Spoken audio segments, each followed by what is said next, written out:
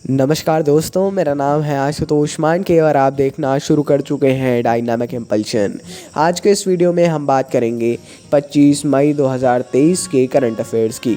और अब जब आपने वीडियो देखने की शुरुआत कर ही दी है और जब थंबनेल पर क्लिक कर ही दिया है तो अंत तक ही जुड़े रहिए हमारे साथ, क्योंकि आप सभी को पता है ज्ञान को कभी भी अधूरा नहीं छोड़ना चाहिए। इसी बात के साथ शुरू करते हैं आज के इस वीडियो को। हम आज की सबसे पहली जानकारी के साथ, इम्पॉर्टेंट है, पूरे फोकस के साथ अवश्य देखते रहिएगा। चलिए, सबसे पहली जानकारी, द्विपक्षीय संबंधों को मजबूत करने के लिए भारतीय रेलवे ने बांग्लादेश को 200 ब्रॉड गेज, जिसको आप ब्रॉड गेज तो हालांकि फिर भी कॉमन है, बीजी लोकोमोटिव, जो लोग रेलवे से होंगे खासकर डीजल शेड वगैरह से, उनको तो अवश्य जानकारी होंगी। 20 ब्रॉड गेज बीजी लोकोमोटिव सौंपे हैं। कहाँ? बांग्लादेश को, है ना, भारतीय रेलवे ने।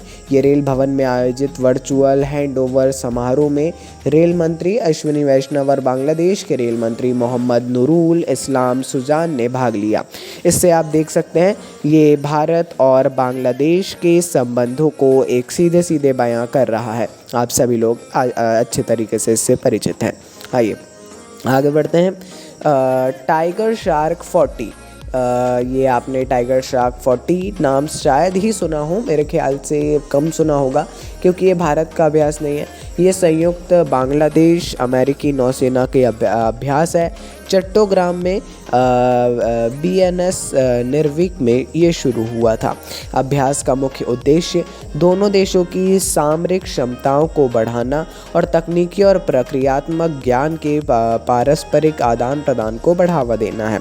इसका मतलब एक देखिए, जब भी एक किसी भी अभ्यास की बात आती है, चाहे वो नौसेना का हो या कोई भी थल सेना का हो, तो वो मतलब इसी के लिए होता है कि क्षमताओं को बढ़ाना और इन्हीं सारी चीज़ों के लिए वो होता है। आप सभी लोग अच्छे तरीके से परिचित हैं। आगे बढ़ते हैं। भारत के पूर्व क्रिकेट कप्तान और पूर्व BCCI प्रमुख सौरव गांगुली को त्रिपुरा पर्यटन के ब्रांड एम्बेसडर के रूप में नियुक्त किया गया है। हाल ही में अपने नाम तो मतलब मेरे को शायद बोलने की भी आवश्यकता नहीं है, पूर्व क्रिकेटर और BCCI प्रमुख रह चुके हैं सौरव गांगुली। इनको हाल ही में त्रिपुरा पर्यटन विभाग ने अपना ब्रांड एम्बेसडर नियुक्त किया। गांगुली ने राज्य के पर्यटन मंत्री सुशांत चौधरी से कोलकाता में उनके आवास पर मुलाकात के बाद उन त्रिपुरा पर्यटन के लिए ब्रांड एम्बेसडर बनने की इच्छा व्यक्त की और अब आधिकारिक तौर पर भी सौरव गांगुली को त्रिपुरा पर्यटन का ब्रांड एम्बेसडर नियुक्त कर दिया गया है। ये अलग अलग क्षेत्रों में अलग अलग ब्रांड एम्बेसडर होते हैं और ज़्यादा जागरूकता फैलाने के लिए, आप सभी लोग जानते हैं। आगे बढ़ते हैं। अगली जानकारी, डॉक्टर के गोविंदराज को अंतर्राष्ट्रीय बास्केटबॉल महासंघ एशिया के अध्यक्ष के रूप में चुना गया। हाल ही में, नाम याद रखिए इनका, डॉक्टर के गोविंदराज, है ना। रटना नहीं है, लेकिन नाम, फिर भी नाम वगैरह तो आपको याद रखना ही पड़ते हैं, धीरे धीरे हालांकि आ जाता है वे बास्केटबॉल फेडरेशन ऑफ इंडिया के अध्यक्ष और कर्नाटक ओलंपिक संघ के अध्यक्ष भी हैं। और साथ ही साथ अब तो वो अंतर्राष्ट्रीय बास्केटबॉल संघ के भी, महासंघ के भी अध्यक्ष हो गए हैं।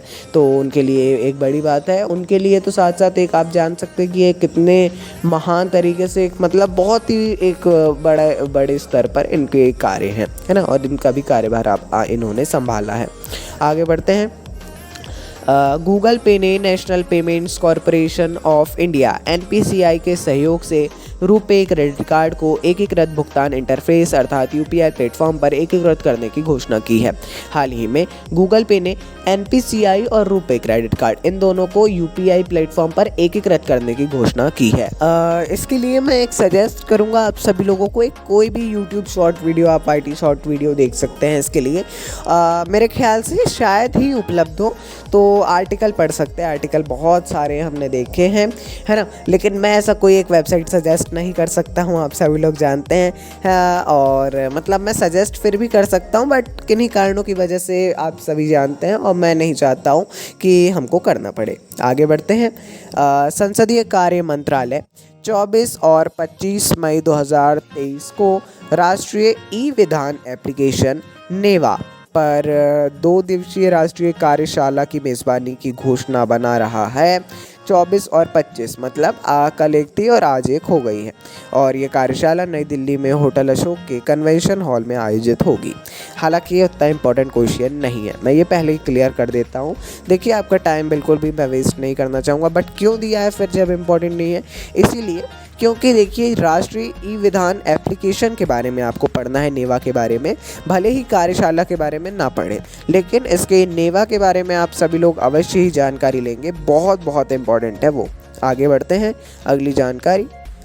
खेलो इंडिया यूनिवर्सिटी गेम्स KIUG का बहुप्रतीक्षित तीसरा संस्करण उत्तर प्रदेश में शुरू हो गया है, जो राज्य के खेल प्रयासों में एक महत्वपूर्ण मील का पत्थर है।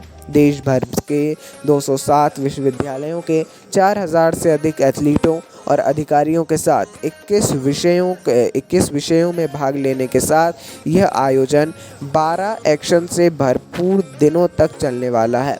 मतलब देखिए खेलो इंडिया आप सभी जानते हैं, सीधा मैं एक इजी बताता हूँ, आप सभी इतना तो नोटिस करते होंगे। खेलो इंडिया यूनिवर्सिटी गेम्स हाल ही में आयोजित किए जा रहे हैं, इसका तीसरा संस्करण है जो कि उत्तर प्रदेश में आयोजित होगा और राज्य के खेल प्रयासों में एक महत्वपूर्ण मील का पत्थर भी है ना। मतलब एक महान एक विशेष पहल आप इसको कह सकते हैं। आगे बढ़ते हैं अंतिम जानकारी। दुनिया भर में 25 मई को अंतर्राष्ट्रीय गुमशुदा बाल दिवस के रूप में मनाया जाता है। यह एक जागरूकता कार्यक्रम है जो बच्चों के अपहरण के मुद्दे पर प्रकाश डालने, माता पिता को अपने बच्चों की सुरक्षा के उपायों के बारे में शिक्षित करने और उन तमाम लोगों का सम्मान करने के लिए जो कभी नहीं मिले हैं, मतलब उनके लिए ये मनाया जाता है। आप सभी लोग जानते हैं एक विशेष डेटा तो हम उपलब्ध नहीं करवा पाए हैं, आधिकारिक उपलब्ध हमको नहीं हो पाया है इसीलिए, लेकिन एक बड़ा नंबर है वो एक जागरूकता कार्यक्रम है। इसके लिए एक जागरूकता कार्यक्रम के लिए मतलब लोगों को और ज़्यादा जागरूक करने के लिए एक विशेष दिन अंतर्राष्ट्रीय स्तर पर गुमशुदा बाल दिवस के रूप में इसको मनाया जाता है। बाकी आप सभी लोग जानते हैं अलग अलग क्षेत्रों की पुलिस इसको विशेष रूप से मनाती है। तो दोस्तों ये थी आज की इस वीडियो की अंतिम जानकारी। कुछ भी कन्फ्यूज़न लगे हम सदैव उपलब्ध हैं, आप बिल्कुल कमेंट सेक्शन में पूछ सकते हैं। यूट्यूब का एक बहुत ही अच्छा फीचर है कमेंट का, आप पूछ सकते हैं कुछ भी, अपने कन्फ्यूज़न को क्लियर करिए। अपन मिलते हैं अगली वीडियो में। नमस्कार। Dynamic impulsion.